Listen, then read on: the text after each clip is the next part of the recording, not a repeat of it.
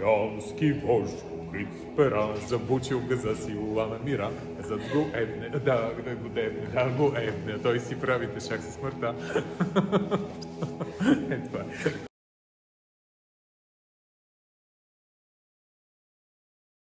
Това е галерия Куп на Топол Централа и това е последната изложба в цикъла Виждам те, или в заглавието Виждам те, която е със собствено заглавие Небесното воинство, на името на самата серия, която е представена тук.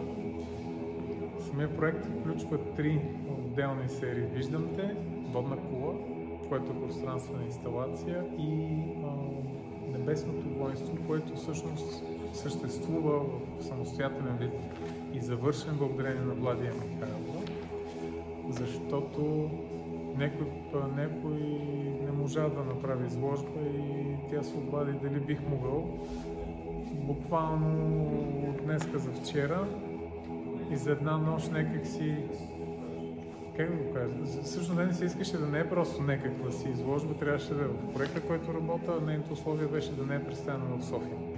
Тоест нещата не са показани. Колибритата бяха, но все пак, нали, то за една нощ трябваше да мога да си го представя, ще ли, не ще ли. И ако щеше нещо, което си заслужава, въобще има смисъл да се говори за него или не.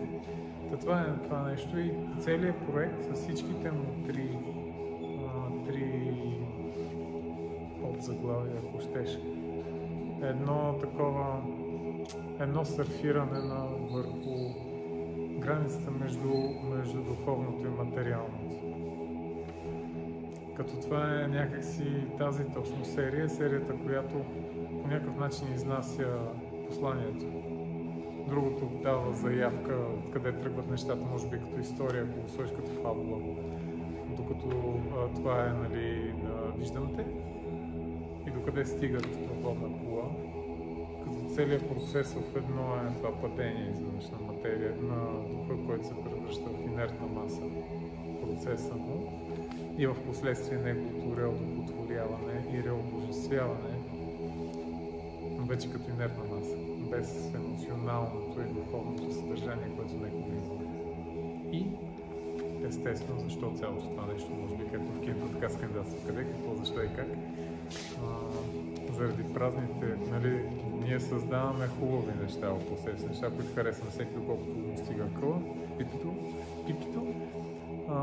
Но в тези хубави неща, нали, в цялата си относителност на това понятие, удобства, вкусове, среда, предмети и така нататък, в крайна сметка има едни празни погледи. Едни фантоми, добре облечени, добре нахранени, добре транспортирани до някъде празни погледи, което всъщност фантоми на самите себе си се превръща, затрупани в собствените си фикции,